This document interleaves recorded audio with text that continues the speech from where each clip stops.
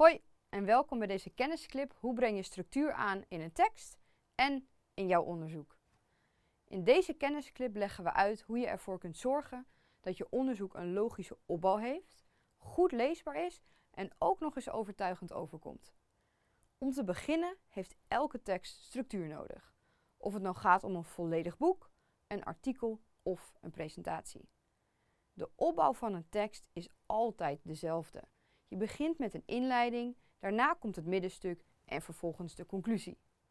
En deze structuur geldt niet alleen voor de gehele tekst, maar ook voor de afzonderlijke hoofdstukken, paragrafen en alinea's.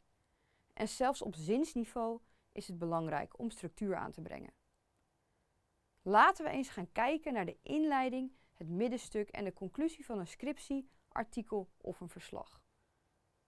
Het inleidende hoofdstuk omvat de aanleiding van je onderzoek, de onderzoeksvragen en de deelvragen, de relevantie van je onderzoek, de doelstellingen van je onderzoek en de methode die je gaat toepassen. De inleiding bevat dus eigenlijk het wat, waarom, waartoe en de hoe van je onderzoek. Onthoud dat de inleiding ook weer een eigen inleiding, middenstuk en conclusie bevat.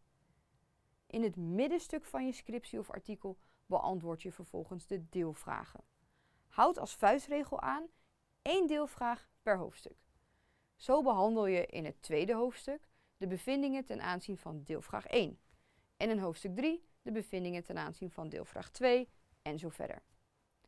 Ieder hoofdstuk heeft een eigen inleiding met min of meer eenzelfde opbouw.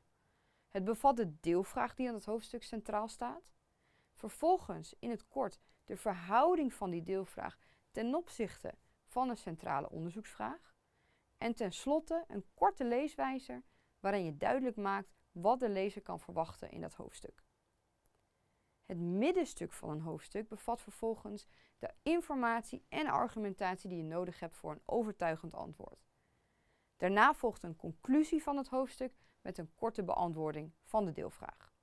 Let erop dat alle afzonderlijke paragrafen en alinea's ook weer een inleiding, middenstuk en conclusie bevatten. In het concluderende hoofdstuk breng je al je bevindingen samen en beantwoord je de centrale onderzoeksvraag.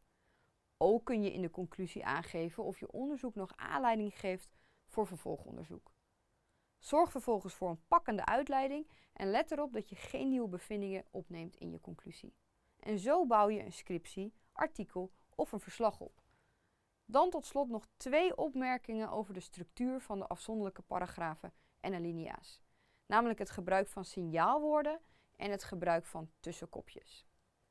Zorg dat de argumenten en bevindingen in een paragraaf logisch op elkaar volgen. Dit doe je onder andere door tekstdelen in verband te brengen met elkaar middels signaalwoorden. Zie je tekst als een filmopname en niet alleen maar losse scènes, maar verbind deze scènes aan elkaar en presenteer een goed lopend verhaal. Je navigeert de lezer vervolgens door die verschillende scènes door heldere titels te geven aan de hoofdstukken en aan de paragrafen. Zorg er dus voor dat je tussenkopjes gebruikt en dat de kopjes de lading dekken van de inhoud. Kies daarom niet voor hele algemene kopjes, maar spits ze echt toe op de inhoud. Een lezer moet eigenlijk alleen al aan de hand van de tussenkopjes een goed beeld kunnen krijgen van de inhoud van de tekst. Tot slot, loop aan het eind je tekst nog eens helemaal na aan de hand van de volgende vragen.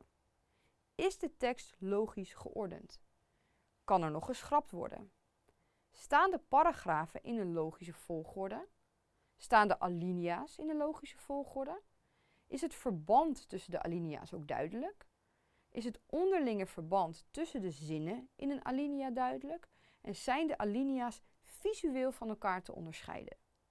Als je al deze vragen positief kunt beantwoorden, dan heb je een goed gestructureerd verhaal neergezet.